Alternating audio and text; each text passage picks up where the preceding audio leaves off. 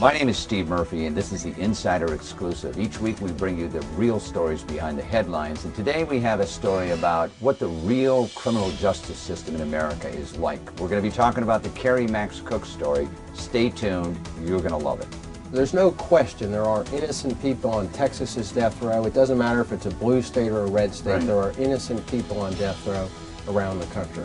Both those that want to be prosecutors and those that want to be defense attorneys, I encourage them to follow the law and do justice in these cases. I think that we forget sometimes that that's really what we should be seeking. There have been times when prosecutors would call people who I've quoted, or they'll call them to see if what I had documented was true, or if they knew that the person was charged or convicted of a crime. They were checking up to see how much of my reports were truthful.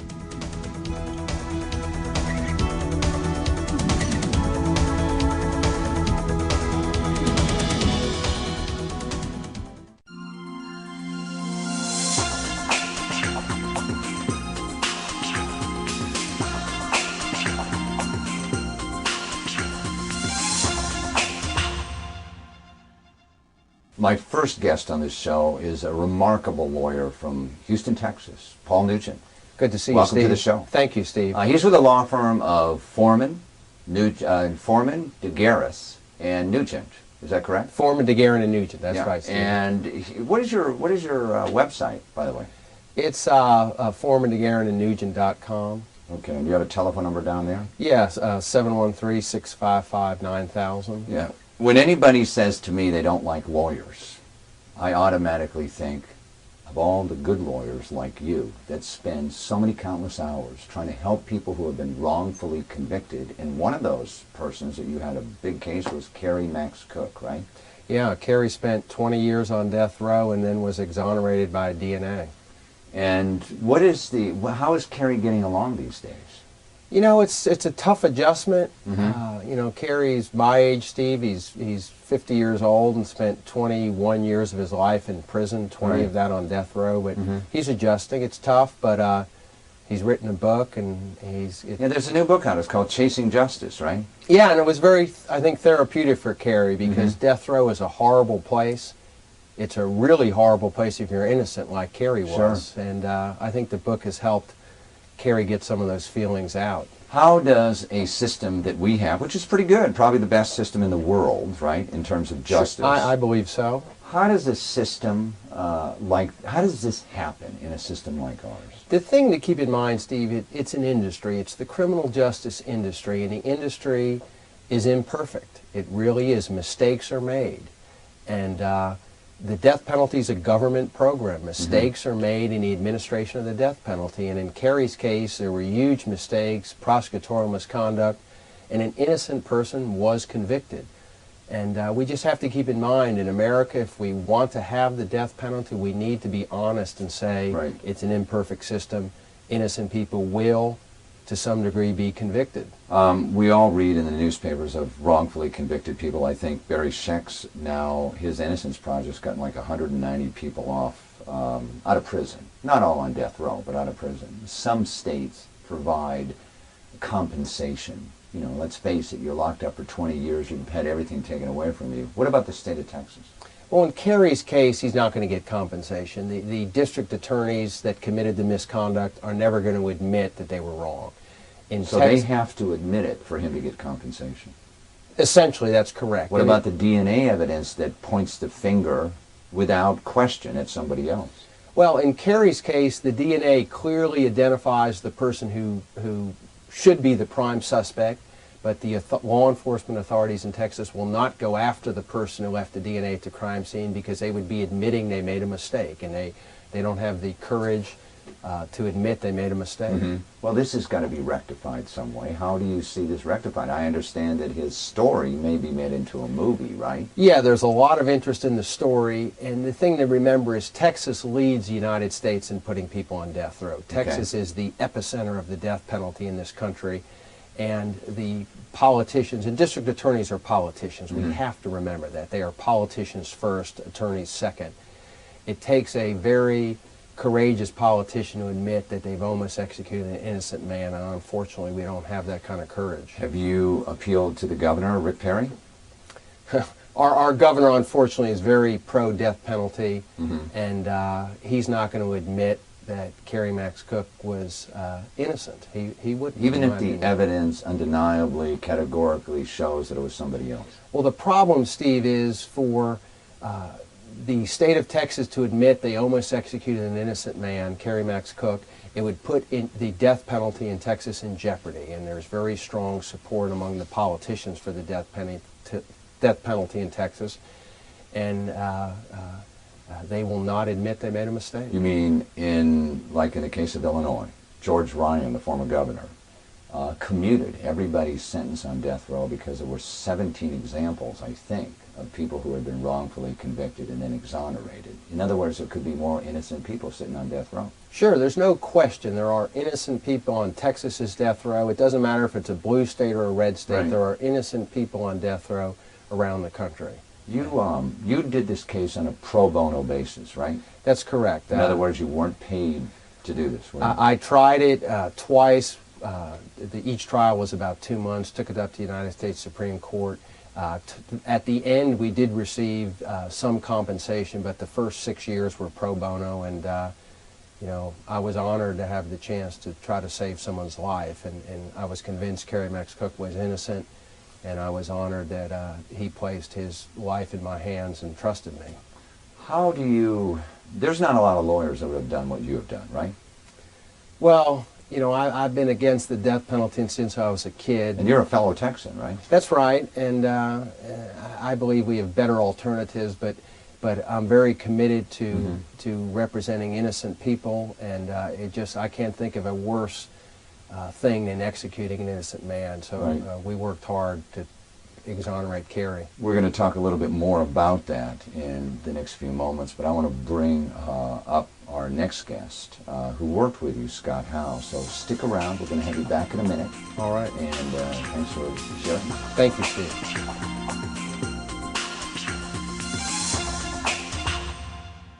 And my next guest is a professor at the Chapman University School of Law. Is that correct? That's right. Scott Yes. Howe. Nice to meet Welcome you, to the Steve. show. Thank you so much. Scott, you're not only a professor, but you also were very much involved with the Kerry Max Cook case, weren't you? That's correct, You're originally yes. from Texas. Right. What was your role that you played with Paul Nugent and just the whole case? Well, Kerry was convicted of murder, first-degree murder, and sentenced to death, and he was on death row for a number of years. His conviction was affirmed on appeal. Then he had no lawyer. I worked for the Southern Center for Human Rights, and we represented folks on death row who needed attorneys. Okay, let me stop you right there. It was affirmed by the Texas, Court of Criminal Appeals. which means that basically they said, yeah, this guy should be executed, right? That's right. That's So you work for... I worked for the Southern Center for Human Rights out of Atlanta, Georgia, and we tried to get involved in cases where folks did not have an attorney. Kerry did not have a lawyer. So the only reason you even got involved with this case is because he didn't have a lawyer. That's Not right. because he was innocent or guilty or whatever. No, I had no idea about his Okay. case. I went to see Kerry. We tried to match inmates up with law firms. Right. I had a long conversation with Kerry. He asked me if I would take his case myself, and I liked him a lot. There was a real attachment, and I said I would do it. So I stayed in his case myself. What was it about his case, about talking with him, that influenced you to want to take this case? I mean, he was just telling you his side of the story, which Yes. could have been, you know, fabricated, right? Right, right. Well, he was a very engaging guy. He kept telling me he was innocent of the crime.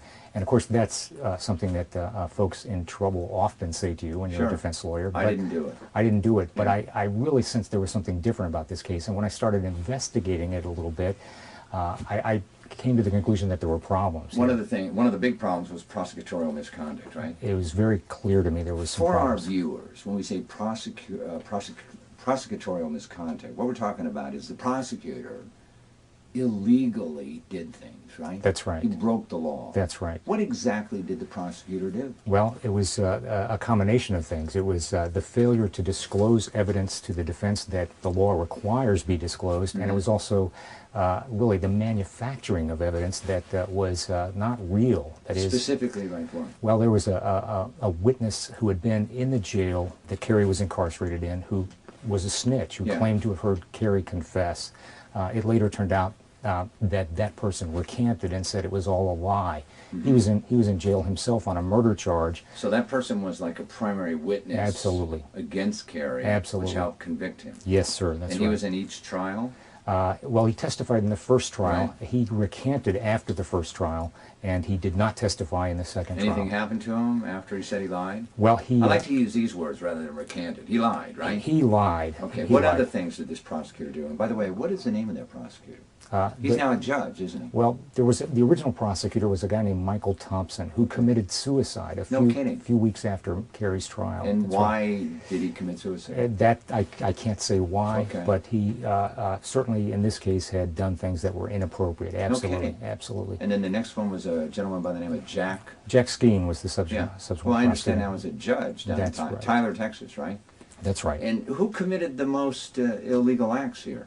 Well, the first trial was really horrendous in terms of prosecutorial misconduct, and I think that it would have been appropriate for the prosecutors to admit that first trial was unfair. Well, nothing would have happened to him anyway because they have immunity, right? Well, that's true. That's true. Nothing would have happened, but they did not do that. They continued to claim that Kerry was guilty. They took this case all the way to the Supreme Court of the United States, Right. and it was only there that we got a reversal and got it sent back. So you were with Kerry in terms of his case for how many years? I was with Kerry for about 4 years. 4 years. He had already been in jail for 16. Right? That's true. That's Jeez, true. That yes. must really wear on a person. Well, when I met Kerry, he weighed about 120 pounds. He was emaciated. He really had been through a torturous experience, no question about Now, it. you teach at Chapman University, right? I do. What type of law do you teach? I teach criminal law, criminal procedure, and a course on the death penalty. Do you encourage a lot of your students to seek out cases where they can set the record straight to get justice for those wrongfully convicted? Absolutely, absolutely. Both those that want to be prosecutors and those that want to be defense attorneys, I encourage them to follow the law and do justice in these cases. I think that we forget sometimes that's really what we should be seeking. Why did the foreman, DeGuerin Nugent firm take the case? It was because of your convincing argument?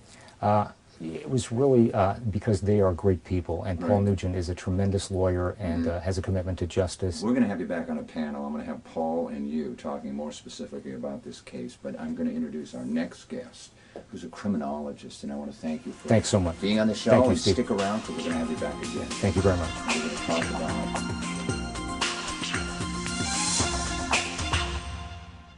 My next guest on this show is someone that I really didn't know existed, Dr. Sheila Balkin. Welcome to the show.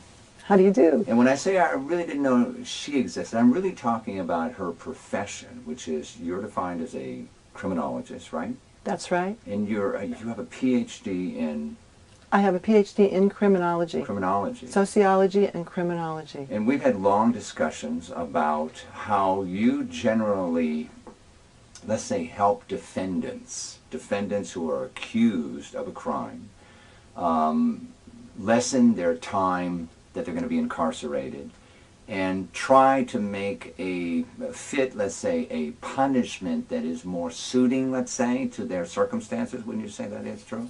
Yes, I would say that was true. Right, and generally, as the process goes along, there is somebody similar to you on the prosecution side, usually the probation department, that will write a sentencing recommendation, won't they? Yes. And that sentencing recommendation generally is something that's not the most favorable impression. That's correct. It's a very limited report. It just focuses on the offense conduct, what that person is. Not who they are. Exactly. And that's where you come in, right? Yes. And I understand that every lawyer in town has your phone number, your website, because when they need the best, you are the best, right? Well, thank you very much. Well, I've heard that from many different lawyers. That's You have a very nice. website that you can give out to our audience?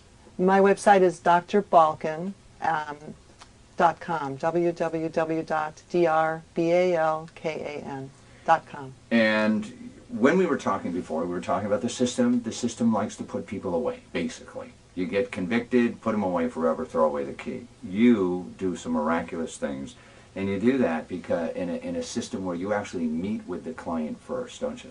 Yes. You really find out a little bit about them, right? I find out a lot about them. A lot about them. So you're able to make a recommendation, write a report, which you share with who? My reports will go to, depending on the case and what the attorney wants, my reports will either go to the court or they will go to the prosecutor and sometimes the probation officer. And how do they usually receive it? In writing, it's a long, detailed report. I mean, you know, their attitude when they receive it. Their attitude, well, I'm often not there when they get it, but do they read it? Generally, yes. But they read it for a reason that is totally opposite of why you wrote the report, isn't it? They want to disprove things, don't they? Prosecutor often does. So they'll call people up and say, what? There have been times when prosecutors would call people who I've quoted or talked to about the defendant, and they'll call them to see if what I had documented was true, or if they knew that the person was charged or convicted of a crime. They were checking up to see how much of my reports were truthful, honest. So if you're a defendant and you've been accused of something, Dr. Sheila Balkan is the person that you might want to contact, have your lawyer contact, right? So possibly write a good report, more favorable and truthful about yourself, so you might be able to make the best of a worse situation, right? Yes, that's true, but I don't just try to get people off. Right, I understand. My focus is on trying to help people change out. Their lives. Well, that brings up another point. Most of the people who are in jails today committed crimes while they were high, either on alcohol or drugs. So it seemed to me that one of the primary things that you'd want people to do is go into a diversion program, go into a rehabilitation program where they can address their addiction problems, right? Yes. What do you do with people who have been, you know, have been addicted for many, many years, have gone in and out of programs? I mean, do they ever get serious? Can they get serious? Is it the fact that they're facing 100 years in jail that now they're going to get serious? How is your approach? You know, what is your personal opinion with somebody who's been through the doors time and time again and hasn't been successful? That is actually a very common scenario. It takes many times for a person with an addiction, often it's very common for someone to relapse and have to go through multiple treatment programs. But the probation department and the prosecutor is going to say, this guy's had his chances. They're going to say that, aren't they? They do say that. And how do you counter that? Because what I do is give much more in-depth information about a person and their background. I talk to a lot of people, I get a lot of documentation, I look at their educational history, their whatever they have, their military history, and I try to try to find the real deep, dark secrets that they have not shared, to try to identify why they have not been able to maintain sobriety. And the support network is really important. The follow-through is really important. Many people will do fine in treatment, and when they come out, they'll relapse because they isolate. They don't have that support network around them. Right. And I understand that you're so good that a TV show or a TV pilot was made about you, right? Yes, that's right. Is that airing now, or is going to air, or what? No, it's not going to air. Okay, because you really know the secrets of how to help people out. I mean, do you follow up people after they get, out of the system? Do you follow up with any of them? I often follow up with people. They keep in touch with me. I've worked on over 6,000 cases in the last 27 years. Well, and your office is in Santa Monica. You want to give your website out again, please? It's www.drbalkan.com. You're the friend of the defendant to help them out, right? I guess I am. Okay. Well, I want to thank you for being on our show. Thank you very much. Thank you. Okay. And I hope to have you back again.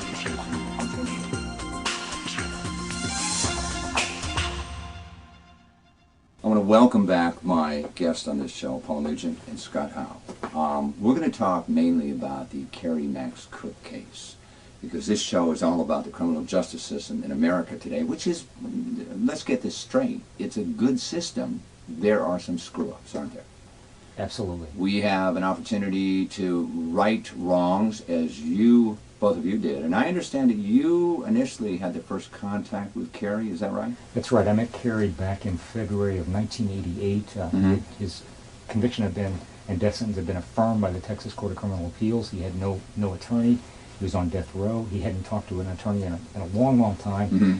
And I went down to death row and met him and agreed to take his case. And when you say you met him, how do you meet someone on death row? What's the procedure? You know, I had several folks that I was supposed to meet and talk to that day on death row, and so I went into the prison. Went into a room with them? Actually, no. You're not in the same room. You're not able to touch them. There's a metal screen, a very dark screen between you and the inmate, so you have no physical contact with them. And you're under supervision of the jail there, right? Yes, there are guards that are observing from a distance the entire interview. Your client's essentially in a cage. They Right. sit in cages, basically. It's kind of a... Now, once you were convinced that Kerry was innocent, you went to Paul's firm? That's right. You know, Kerry, we first took his case to the Supreme Court. We got a reversal. We had to re-argue it in the Texas Court of Criminal Appeals. They reversed the conviction. He was going to be retried. At that point, it was important for Kerry to have an outstanding trial attorney. Paul Nent was one of the best trial attorneys in Texas, and I was delighted that he was willing to take on Kerry's case. Thank God. Absolutely. Thank God. You know, there's basically, this is just a remarkable case, but I want to explain to our viewers something that I think Kerry explained to me. In 1998, rather than going to a fourth trial, he was given an opportunity to walk out of jail. That's right. But he had to sign something first, which was What Kerry did was he agreed on the eve of the fourth trial to plead no contest, and he was released. He walked out. To a charge. To a charge of murder. Yeah. Now, but Kerry did not. Kerry's told me, he said, Paul, I will go back to death row before I lie. I will never say I'm guilty. I will go back to death row, and he meant it. And the prosecutor said, you have to say you're guilty. Kerry said, there's no way, I'm innocent, I will not say I'm guilty. Then the prosecutors backed down, they capitulated, they said, okay, you can plead no contest. So Kerry made no admission of guilt, pled no contest, his case was over. About 3 weeks later, the DNA exonerated him. So after he pled no contest with no admission of guilt, the science exonerated him. Right, well, and that's the important thing I want to bring out, because I think this is kind of like, a lot of people don't know about this. He pled no contest. That's right. Specifically, what does no contest without the admission of guilt mean in legal terms? No contest, simply put, means I'm not saying, I'm not contesting the case, I'm not admitting I did it, but I'm not contesting the case. Okay. The reason Kerry did that was... So he could get out. Get out. And it was a fourth trial. Right. There was a risk there would be more prosecutorial misconduct. Yeah. There was a risk he'd be falsely convicted again. And it's not worth it playing Russian roulette with your life. Right, I want to ask both of you, why 3 weeks later, you say, evidence suddenly appeared that exonerated him? The DNA, the evidence existed, right? That's right. It existed. Where was it during the last 20 years? The district attorney's office for 21 years had semen that they found on the woman's panties. And they were aware of it? They were aware of it. The woman was allegedly raped, then she was murdered. The district attorney's office had semen that was on her panties. They didn't tell the defense that there was any semen. You guys didn't know anything about it? Did you know? You didn't know anything about it even when he signed this no contest plea, right? No, before the fourth trial, the district attorney's office made it known that they had semen on the panties. We were ecstatic. We knew the semen would scientifically exonerate Kerry. Yeah. We urged that it be tested. The judge would not postpone the trial. He said, we're not going to wait on the DNA. Isn't anybody interested in justice here? Well, you know, with the... Where is this? Tyler, Texas? Well, I'm never visiting Tyler. you know, when a human life is at stake, you would think Yeah. Justice would be paramount. Why in this particular case? Is this the same judge that was the prosecutor before? Well, no. To the judge's credit, he did grant Kerry a bond. He accepted a no contest plea, but it would have been... We should have been able to wait until we had the scientific results, because Kerry was scientifically exonerated by DNA after he pled no contest. Now that the DNA evidence has exonerated him, do you have a message you want to give the governor of Texas right now? Well, the message is mistakes are made and mistakes will continue to be made. If we're going to endorse capital punishment, we need to be very careful that innocent people like Kerry Max Cook are not put on death row. So specifically, your message to the governor would be, Kerry Max Cook is innocent. He was Sure. exonerated. Absolutely. You need to pardon him, right? Kerry needs a pardon, and And that's the only way that it can be expunged from his record, right? that's right. That's right. I would ask Governor Perry to do the right thing and pardon Kerry. When you've obviously sent a petition up there. Well, Or in letter. Texas, to get a pardon, you have to get the trial judge and the district attorney's office to agree. The prosecutors in this case were embarrassed. They were embarrassed because they were caught lying and Right. cheating. The Texas Court of Criminal Appeals, when they reversed Kerry's conviction in 1996, said the prosecution engaged in fraud. Yeah. They found 15 years of systematic, intentional prosecutorial misconduct. So ruining someone's life. yeah, convicting an innocent man, railroading an innocent man. So the prosecution was embarrassed. There's no way they're going to join in a petition for a pardon. Well, let me ask you a question. North Carolina, Duke University. You have a prosecutor down there named Mike Nefong. Sure. Okay. He apparently withheld evidence, right? Right. He has been relieved from his job yet? He's being investigated by the state, correct? By Sure. the bar administration. How come it's not happening to these prosecutors in the state of Texas? Well, Steve, you know, it's an irony. One of the prosecutors who was found to have committed prosecutorial misconduct in Kerry's case, his peers later named him Prosecutor of the Year. So that's what we have to be careful of. You know, who's guarding the guards? Who's Yeah. prosecuting the prosecutors? The answer is nobody. Do you feel any repercussions if you were to make this? I mean, the reason we have this show is to bring to light a great injustice that's occurring even now. Even now. This man needs a pardon. He does. This man needs some compensation, some apology, something from the state of Texas. And the prosecutor, who I understand is now a judge, needs to be taken to task for this, doesn't he? I mean, in real life. Well, there should He be. should be held accountable, correct? Yes, I think that terrible mistakes were made in this case. I know it's difficult to admit that a mistake of this magnitude has been made, Yeah. but it's very important. It's very I important. had Linda Fairstein on my show. You know who she is? She was the Sure. prosecutor for the sex crimes unit in New York. A lot of the Law and Order Special Victims stories are based on her actual cases. And she writes books now. She's a best-selling author. What impressed me the most about her was the fact that she will fight as hard to exonerate someone based on DNA evidence as she will to prosecute them. That's important. You know, and I think, I wish this could happen. I don't know how it can happen. The public wants accountability, and you're absolutely correct, Steve, that when a prosecutor gets caught engaging in fraud, when a prosecutor gets caught lying and cheating, there needs to be an investigation, there needs to be accountability. Otherwise, the public's going to lose confidence in our criminal justice system.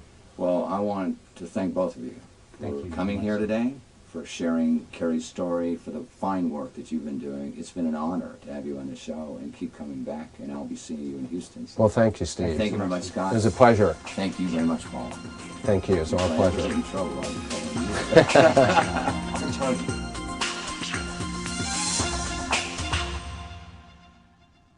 Thank you for joining us. We bring you special guests, special stories behind the headlines, and you can catch this once again at www.insiderexclusive. Thanks for being with us, and we'll see you next time.